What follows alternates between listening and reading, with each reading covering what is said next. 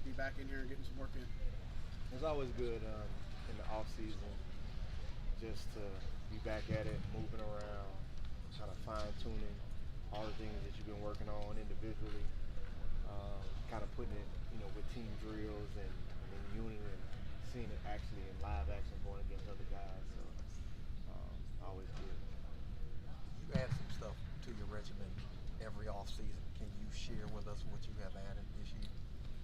Yeah. I think as you get further and further into your career, the more important it is in keeping your body aligned. So it doesn't take much to throw your body out of alignment. And so that's just an extra care plan I've taken in my recovery plan is finding subtle ways to keep my body in alignment even when we do drills. So the way I warm up, the way I cool down, doing things like that. And then I'm always adding a mental element because it's not so much of what you can do physically as much as it is how can you be faster processing than the guys that you're going against. And I've added an element to my brain training and my meditation to help with processing. And then I play a lot of basketball too, and so that's where I see the progression. And so finding subtle ways to beat guys with my mind and hopefully it carries over into football. That's just some of the subtle things I do. Compared to this time last year, Pete Werner, and all of a sudden number of snaps you were having alongside him until he got hurt. Mm-hmm. Where are y'all at as far as like communication and being, we all know Kane Ellis came in there and did an outstanding job, but where are you and Pete Werner at? Yeah, I mean, if you go back to last year, before he started to have a few hiccups, I mean, he was probably having as explosive a year as a linebacker can have, and that's just the type of player he is. He's gifted physically, but I think he's even more gifted instinctually and from a processing standpoint.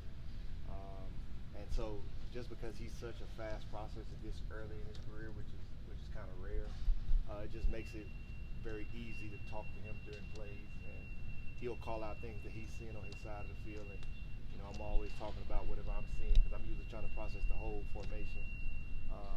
But I mean, it's just a tremendous blessing or a gift for me to be able to play beside a linebacker that's that instinctual and that ahead of the game, especially. You would never think that he's going into his third year of playing football, just the way he can see the game and call out and process it. And so either he comes from great coaching at the Ohio State, or he's just one of the rare ones. And so whatever the case, it's a lot of fun playing beside him. How much have you thought about how much longer you want to play? That is a tremendous question. I do think about it all the time, but where I'm learning to live in my individual life, I'm not there yet, is try not to process life from my head so much and try to let what's happening inside of my heart kind of speak to me. I profess my faith in God, but it's a lot easier for me to try to figure out what he wants from me instead of me just waiting till he shows me what's next.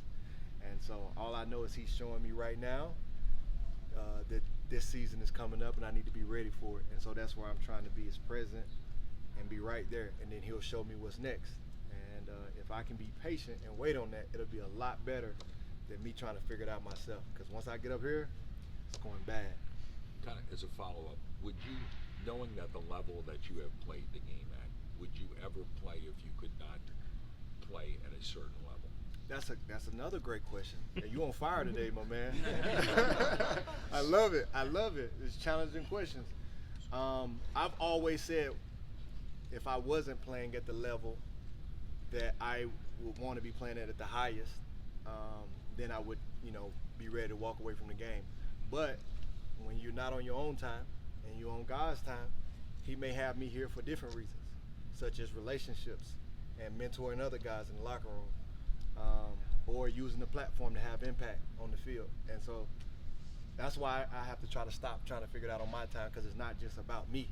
It's about what he knows in his providential way of bringing it all together. And so, you know, if I was on my own time, yeah, I would say that, but I'm not on my own time. I'm on his time, and so I want to be in this game as long as he has me here,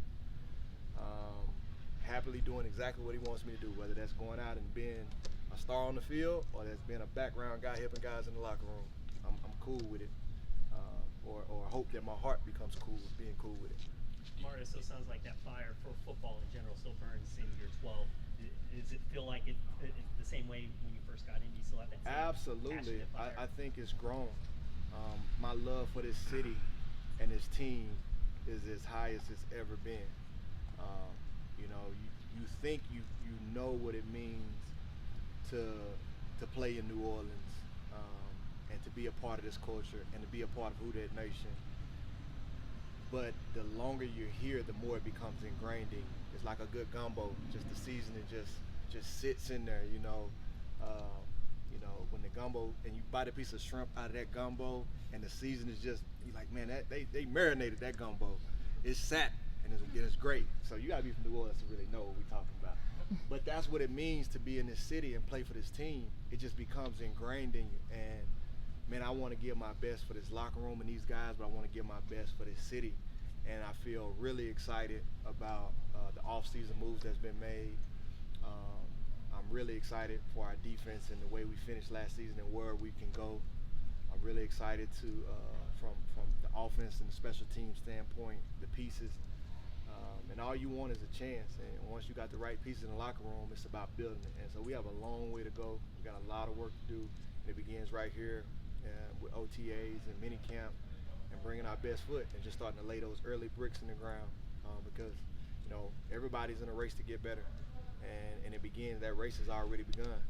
And so we got to try to gain as much ground. That's why it's important for all of us to be here and to be putting forth our best effort every day. We can't lose time. And so we do all of that because of how much we love for this team, this city. And my fire is burning, is blazing higher than ever. And so I'm excited. One of those off-season Demario, you played against him. You know, he's your teammate. Derek Carr. Mm-hmm. He's your teammate now. I mean, you know, what kind of guy? Oh, man, his reputation precedes him. The Bible says it's better to have a good name than silver and gold, and so he has a good name, and you see it immediately the way guys have jailed to him, and going against him. You know, in my first practice, you can already see how he ignites that offense, how he's taking control. Seems like they have a lot of things over there where he's comfortable and able to generate and move the offense how he needs to feel comfortable, and you can see the difference, and you can see how excited the guys on that side of the ball are. And so the best players are the ones that make the players around them better, and he's doing that clearly. And it jumps out at you, you know, the first couple of reps that you're out there going against him, and so that's exciting. So and he came over and asking me questions. So somebody that thinks about the game in that way is going to be interesting for us to be able to cross-share information.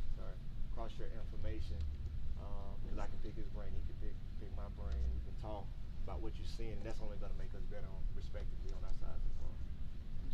Demario, when you look at where y'all at defensively and how y'all have grown, the perception, you know, the Saints have a top 10 defense. But what was one area like last year? Is it just the takeaways? I mean, it was like the worst in franchise history. Is that something you'll definitely have to build upon this year? Yeah, takeaways is very important. In today's game specifically, I believe the biggest separator for defenses are the ones that are able to take the ball away. Your turnover percentage on offense and defense, that ratio, I think if you look at the top playoff teams, those top teams are at the top of that statistic. And so you have to be able to protect the ball, and you have to be able to generate takeaways. And so that's something that we have to be able to do.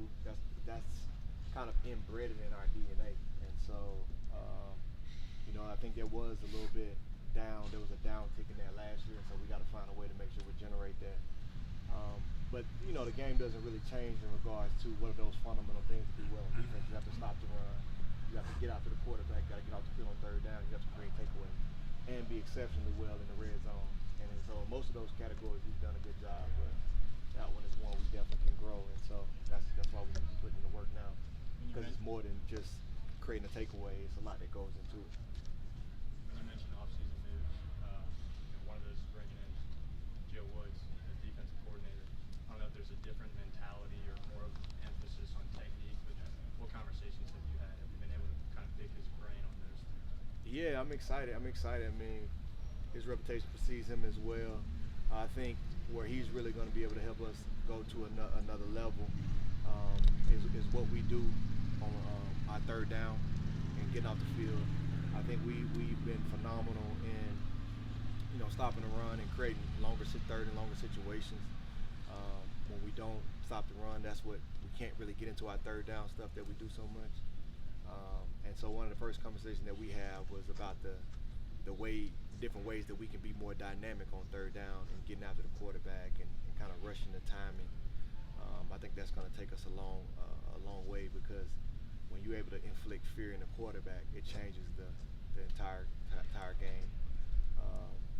You start with the head, the body gonna follow, and quarterback is the head.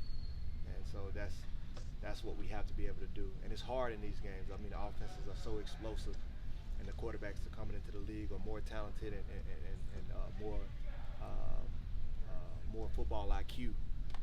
And so it makes it hard to inflict fear. And so we have to be more creative about what we do on defense, and he has that type of mentality. So I'm excited. How would you say your faith has impacted you in your season? Do you think it's been something that really just keeps you grounded and helps you become a better player as seasons go on? Oh, thank you. Thank you for asking that question. My faith is everything to me. And I think that there's a misconception around faith and what faith is. And what I think most people think is people who have faith have it all together. And it's actually the opposite. My faith, it talks about Jesus came for the sick. The well don't need a doctor. I have faith because I am sick. I am unwell. I have struggles. Every day, whether it's me, whether it's my relationships, whether it's things I'm trying to do that I don't do as well. And that's where my faith comes in. It helps you when things are adverse. You have an anchor to lean on. And what it helps me is to realize where I'm broken, but where Jesus is perfect. And where I'm broken, that's where he's strong. And so the more I can get out of my own way, kind of what I was talking about earlier, like getting out of my own head and trying to solve the problem. When I have problems in my life, that's probably him trying to get my attention and say, hey, bring that to me. Don't try to figure it out yourself. Think about it like your children. When they mess up, you would rather them call you right then when they mess up, because the only thing they're going to do is make it worse if they try to figure it out on their own. And that's why that's why we call children of God. And so for me, my faith is everything, not just in the context of football, it's in the context of life. And so I ain't just trying to call him when I'm had a bad game. I'm trying to call him when, my relationships off the field are struggling, or when I'm just having a bad day and I can't